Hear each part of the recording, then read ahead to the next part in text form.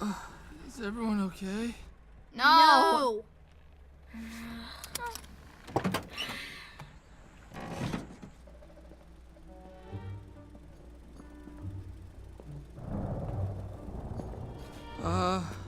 Hello, sir? Is he dead or what? I don't know. He's not moving. He's still breathing. So he's okay? Not exactly. Chris and Sam, I want to welcome you to Yeticket.com, your entertainment ticket. You two directed ParaNorman. Yeah, that's Right. That's a play on words, paranormal, because this film does deal with ghosts. Well, yeah, and don't be mistaken, this is ParaNorman for kids. Don't take your kids to see paranormal activity. Yeah, right. Be a bit worried, but yeah. But how does this work as a director? Both you guys directed this film, but how does this work as a director? I mean, this is animation. How do you work as a director for animation? What do you do? It's very slow, but it's a lot of the same things that all directors do, right? You know, it's like, we direct some actors in the voice box, first of all, so we had Anna Kendrick, Casey Affleck, Christopher Mintz-Plasse, Jeff Garlin, all these fantastic actors. We get them in a booth, we record the script with those guys doing the voices. Mm-hmm. We take the voice, and then we go to an animation studio, and we use puppets. Like, so we got these little figures. What's wrong? Yeah. What? Stop action isn't anything. It doesn't make any sense at all. Right. So this is stop motion. Stop motion or stop frame. Yeah, it's an old technique that's been used a long time. People get a puppet, an animator moves it a little bit, they take a frame, they move it again, they take a frame, and gradually you build up a performance, a piece of acting. And so as directors, we talk to these animators like actors. We say, hey, Norman's scared in this scene, he's got to be cautious, he's creeping down the corridor, he's worried, and we've already got Cody Smith-McPhee's voice recorded, right, which we directed, and we have sets and camera people and lighting and costume departments. So we have all of the departments that you would have on a movie. It's just a very, very slow process. It takes us 3 years to make a movie. So it took you 3 years to make this film? Well, actually longer. Yeah, to really? actually make it from, once the script is agreed upon and we're happy to go, I would say, 3 years on average, Yeah.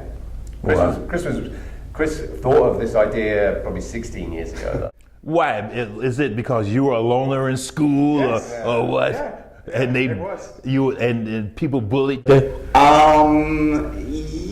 Yeah, not excessive bullying. I don't think I had as hard a time as Norman did, but I definitely didn't fit in.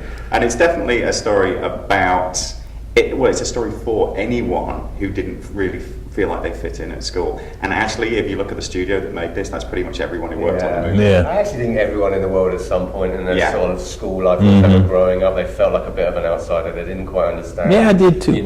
What's inside. Yeah. Yeah, I felt that.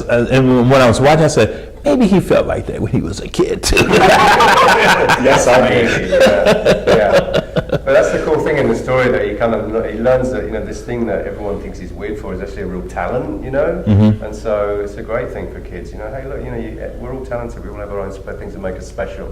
But the main reason I wrote this was not because I was so sad at school. Yeah. It was actually because I loved zombies, and I loved. There's a whole bunch of movies and TV shows that I grew up watching, and this was kind of like a big soup of all those influences. Goonies, Ghostbusters, Scooby-Doo, all these things that I grew up loving. Thought, I want to do that. I want to make that into a story. And it's just, what a cool idea, a zombie movie for kids. John Carpenter meets John Hughes. Yeah, right. Who can resist it? It was. I enjoyed the film. I really enjoyed it. Now, in one scene where you had the van, I don't want to tell a lot about the movie, but where the van had, the accident, things like that. Yeah. How did you do that?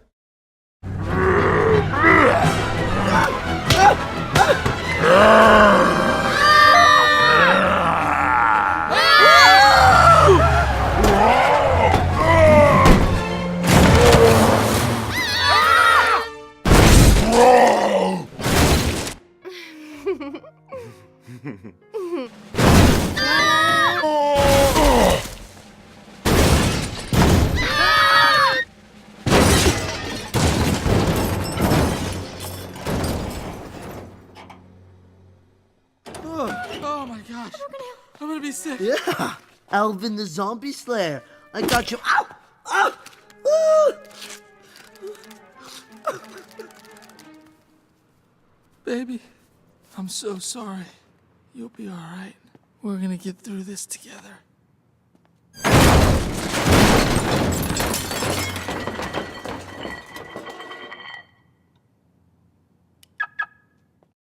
Well, we use a lot of it's like an ancient technique. This, we built a real van and we had it in the studio and we kind of put it on a big rig and we kind of like animated it down the stairs. Wow. But we use green screens to take the Right. all the rigs out and stuff. So it's just like a big special effects movie, really. It's the same techniques. It's a trick. Make no mistake, though. This is the reason that you don't often see this in stop motion is because it's almost impossible to do. There is a lot of things in this movie that we knew were ambitious, but we did them anyway. Right. That van scene, for example, because it's physical, because that's a real van with real puppets inside.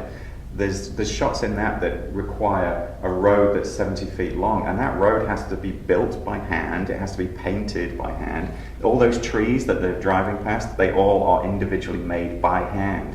So the reason that it's rare to see it in a stop-mo movie is because it's so much work to just get those few minutes of footage. And this is the biggest, most ambitious, and most spectacular stop frame movie you're going to see. Oh, really? Yeah, Oh, it's yeah. not. People, this is pushing the boundaries. I see that in the film, that you're Yeah, pushing yeah. boundaries, because one reason I enjoyed it, Yeah, exactly. it was fun to watch. Yeah. And it was intense, too. Yep. Roller coaster ride. Yes. Yes. Roller coaster ride, and there's no point. You can't hedge your bets when you're making a roller coaster. You got to really go for it. Oh, yeah. Oh, yeah. Now, these characters that you created, I know they were out of your imagination, and when you finally got the script together, why did you have this type of story as far as the witches and things like that? That came from, this is all set in Massachusetts, and obviously there's that historical thing of the Salem witch trials, which everyone knows about. And I think it therefore became easy to hook a mystery on that because it's already quite recognizable. And a big part of this movie was that it felt like the real world. Mm-hmm. It feels very naturalistic. So if you set it in a place that's real and you have it kind of involving a piece of history that's also real, then you've already got a connection to the story. Exactly right. Now, what's next? A bit of a holiday, really, you spend like 3 years, and it's not like an easy 3 years, it's like a solid 3 years making something like this. You must really love films, huh? Yeah, what a joy to make a film like this, It is. It's hard work and you're buried away for years on end, but I don't think they would have it any different or do anything. Well, let me ask you this question. Do you do this for the art or do you do it for the money? The art, yeah. And then hope the money comes later? If you look at how much you make over compared to the amount of hours you put in, you'd probably be better off plumbing. Yeah, right. Serious. Well, there's actually quite a few similarities. I think everyone who does this, if you look at the crew, we had more than 320 people on this movie, and you look at what they do on a daily basis, 16 hours a day, 7 days a week, really committing to their passion, and that's why you do it. You don't make individual blades of grass every day for 2.5 years if you don't love the process, if you don't love the craft, if you don't love making that one blade of grass into a piece of art. Better off managing a hedge fund or something if you're into the money thing. Yeah, because I talk to a lot of artists, and they love the craft first. Yes. Yeah. Definitely. That's absolutely. And that's why it ends up beautiful. Yeah. Right, And exactly. in the end, that's more rewarding. What do you want to do with your life? You want to do the thing you love. Well, I love the film. The film is great. Good for you, Al. And I want to thank you for coming. Thank you. And thank you for taking time with Yeticket.com. Cool. Thank you very And much. also, thank you for doing a good film, too. ParaNorman. We tried. Yeah. I enjoyed it. Oh, thank you very much. Nice one, man. Appreciate it. All right. Thank you. Yeah, cool. Thank you again. Yeah, cool. Yeah, thank you. I've been holding back the witch's curse for years, but now I'm dead. It has to be you. But I don't know what any of it means. It means the past is coming back to haunt you. Time is running out. The anniversary of the witch's death is tonight. A ghost is going to wake up And when she does, she'll raise the dead. You gotta keep her in her grave. But I'm just a kid. How am I supposed to stop it?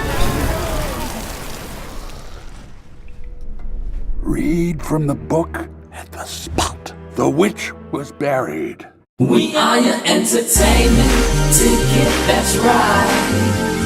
Yeticket.com. We are your entertainment ticket, that's right. Yeticket.com.